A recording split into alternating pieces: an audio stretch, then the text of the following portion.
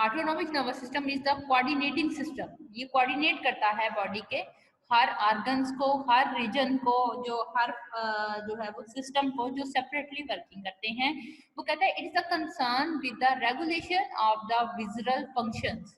जो विजराज जो होते हैं, वो विजरा बेसिकली क्या होते हैं, ऑर्गन्स, ठीक है। बॉडी के जो विजराज होते हैं वो ऑर्गन्स होते हैं, ठीक है। सो ये क्या करता है, बॉडी के विजराज को, हर विजराज होता है वो सेपरेटली जो फंक्शन कर रहा होता है, उन सब के फंक्शंस को आपस में कोऑर्डिनेट करते हैं, रेगुलेट करते हैं। So it is otherwise called involuntary nervous system. So basically हम इसको कह सकते हैं that is the involuntary nervous system. Autonomic nervous system is the involuntary nervous system. अब इसके अंदर आ जाती है न्यूरॉन क्या होती है। Neuron is defined as the basic structure and the function unit of the nervous system. Structure और function unit जो नर्वस सिस्टम का है उसे हम न्यूरॉन कहते हैं। Neuron is like any other cell in the body having the nucleus and all the organelles in the cytoplasm. Neuron basically एक कोई भी सेल होता है बॉडी के अंदर जिसका अपना न्यूक्लियस है, जिसकी अपनी ऑर्गेनेलीज हैं साइटोप्लाज्म के अंदर, तो उसे हम न्यूरॉन कहते हैं। कहता है it is a different however it is a differ from other cells by the two ways. दो तरह से दूसरे सेल से न्यूरॉन डिफरेंट होता है। क्यों? इसका जो स्ट्रक्चर होता है वो ऐसा होता है कि न्यूरॉन एक ब्रेन का सेल है, ठीक है, तो इसका स्ट्रक्चर जो होगा वो डिफरेंट होता है दूसरे बॉडी सेल से।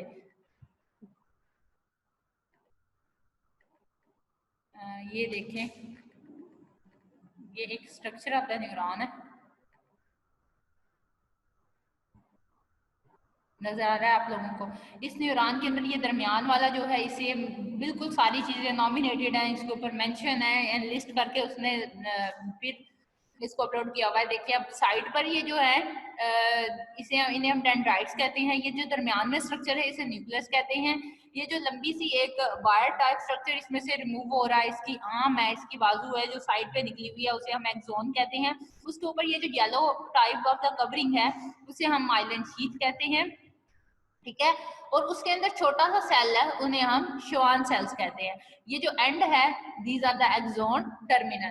तो this is the structure of the neurons. ये न्यूरॉन का स्ट्रक्चर होता है, ठीक है।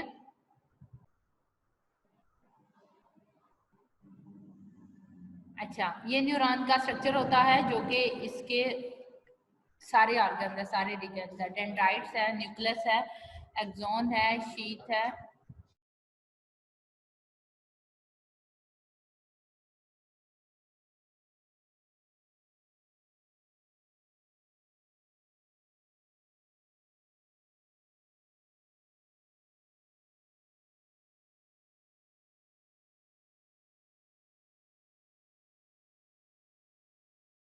ठीक है, आपके सामने बिल्कुल स्ट्रक्चर है जिसके अंदर वो डेंड्राइट्स भी बता रहा है, न्यूक्लियस भी बता रहा है, एक्सोन्स भी बता रहा है, एक्सोन टर्मिनल्स भी बता रहा है, और एक्सोन को जो कवर करने वाली शीथ है उसे माइलन शीथ कहते हैं, ठीक है।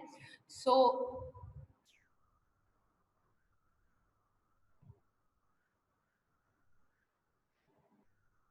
हम दोबारा अपने टॉपिक पे आ जाते हैं। न्यूरॉन की समझ आ गई। Neuron has a branches are the processes, इनकी ब्रांचेस होती हैं जिसे हम प्रोसेसेस भी कहते हैं। वो एक्सोन भी हैं, वो डेंड्राइट्स भी हैं। It does not have a centrosomes, it can't undergoes division, ठीक है।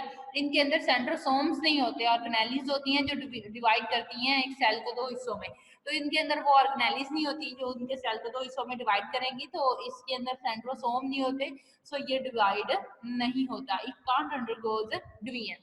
वो कहते हैं दो तरह के नर्व सेल्स होते हैं, तीन तरह के होते हैं बेसिकली। यहाँ उसने दो बताए हैं, one is a motor, other is a sensory, और एक होते हैं इंटर न्यूरॉन्स। इंटर का मतलब होता है कि वो बिटवीन है motor and sensory.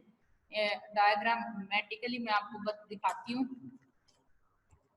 Motor, sensory and inter neurons.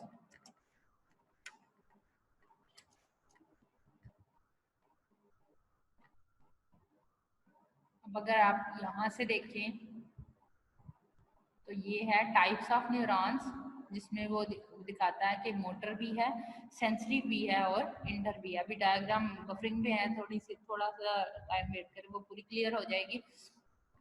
तो सबसे पहले इसकी 3 तरह के न्यूरॉनल टाइप्स होती हैं। ज़हन में आपके ये रहना चाहिए कि न्यूरॉन्स के 3 हिस्से होते हैं। One is the axon, other is the dendrites and third one is the cell body. ये डिवाइड इसलिए नहीं होते क्योंकि इनमें सेंट्रोसोम्स नहीं होते, ठीक है। और 3 तरह के न्यूरॉन्स इटसेल्फ होते हैं, ठीक है। उसकी स्ट्रक्चर बॉडी की बात नहीं कर रहा, उसके फंक्शन पर बेस करके हमने इसको 3 हिस्सों में डिवाइड किया है। One is the sensory neuron, other is the motor neuron, and third one is the interneuron. अब sensory और motor की बात उसने की है, interneuron को वो explain नहीं कर रहा यहाँ पर, ठीक है।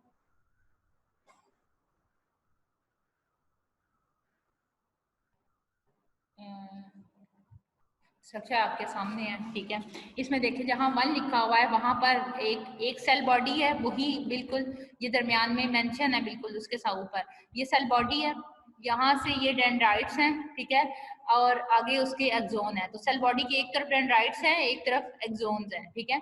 अब वो कहते हैं जो डेंड्राइट्स होते हैं वो इंफॉर्मेशन लेते हैं, सेंसरी है तो सेंस में इंफॉर्मेशन लेते हैं, ठीक है, और वो उसको ट्रांसफर करते हैं। आप देखिए लंबी ट्यूब लाइक स्ट्रक्चर है, ठीक है, उस tube direction of the conduction यानी कि ट्रांसफर ऑफ द इंफॉर्मेशन वो कर रहे हैं toward the cell body. Cell body से जो इंफॉर्मेशन कलेक्ट कर लेता है सेल बॉडी, उसके बाद वो उसका जो रिस्पांस देता है, रिस्पांस बेसिकली सेल बॉडी में जनरेट होता है, रिस्पांस देता है वो एक्सोन में आ जाता है। एक्सोन के ऊपर भी कवरिंग है, बिल्कुल ऐसे ही जैसे डेंड्राइट्स के ऊपर कवरिंग है।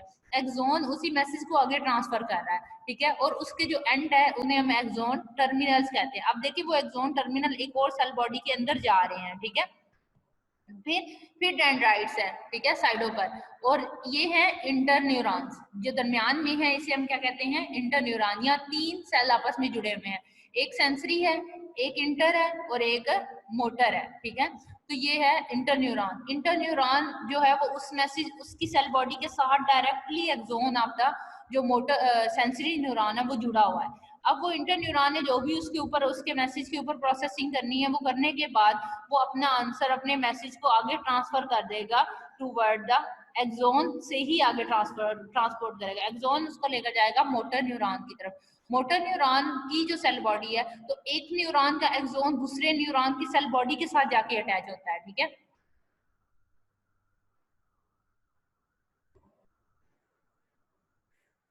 दूसरे एक्सोन की सेल बॉडी के साथ जाके अटैच होता है। एक्सोन हमेशा एक सेल से निकलता है तो दूसरे की सेल बॉडी के साथ जाके निकलता है, और वहां पर जो मैसेज ट्रांसमिट होगा उस मैसेज को वो फिर दूसरे एक्सोन जो कि मोटर का एक्सोन है वहां से गुजरते हुए वो फिर उसके एक्सोन टर्मिनल, ये जो एंड हैं इन्हें हम एक्सोन टर्मिनल्स कहते हैं, वहां पर आकर रुक जाएगा, ठीक है, वहां पर आकर अपना रिस्पॉन्स देगा। तो सबसे पहले सेंसरी थी, फिर इंटर थी और फिर मोटर थी। तो यहाँ 3 सेल बॉडीज हैं, एक सेंसरी की है, एक इंटर की है और एक मोटर की है। मोटर के ऊपर डेंड्राइट्स हैं, सेल बॉडी के ऊपर भी डेंड्राइट, इंटरन्यूरॉन के ऊपर भी डेंड्राइट्स हैं, और जो cell body of the sensory है उसके जो है वो डेंड्राइट्स वो लंबे होते हैं, ठीक है, और जो मोटर है उसके जो एक्सॉन होते हैं वो लंबे होते हैं, ठीक है।